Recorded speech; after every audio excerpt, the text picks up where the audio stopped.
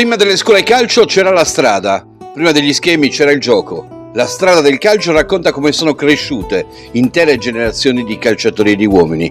Un viaggio nella vera scuola del pallone.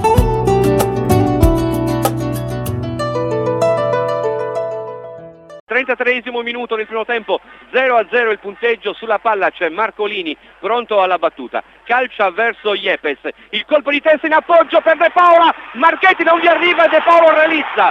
Gol del Chievo realizzato da De Paula al 33esimo minuto, il colpo di testa di Yepes a stata sponda, punizione battuta da Marcolini e pallone che è stato appoggiato centralmente da Yepes e palla che si è infilata in gol con Marchetti che non vi è arrivato, in anticipo De Paula che ha messo a segno il gol del vantaggio. Calcio di punizione per il Cagliari.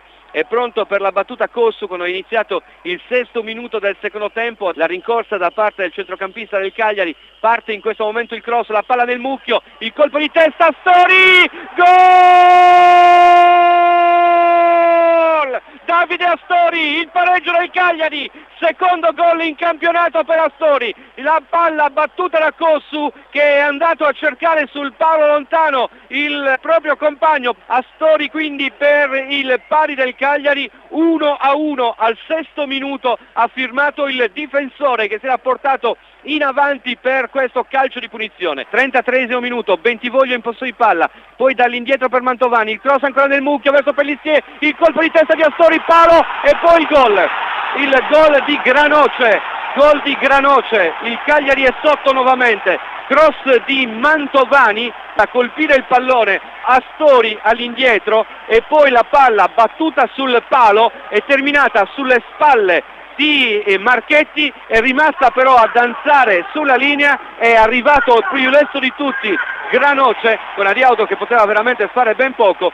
Granoce in gol e gol del Chievo che torna in vantaggio. Il Cagliari ha buttato alle ortiche la partita sbagliando tutto dopo l'espulsione di Marcolini che l'aveva messo nelle condizioni di poter sfruttare l'uomo in più. Ha sbagliato esattamente tutto, siamo oltre il 49esimo minuto, è iniziato il 50esimo, fischio dell'arbitro. Il Chievo batte il Cagliari per 2-1, il Cagliari che oggi secondo me è stato il peggior Cagliari della stagione partendo dalle scelte di Allegri.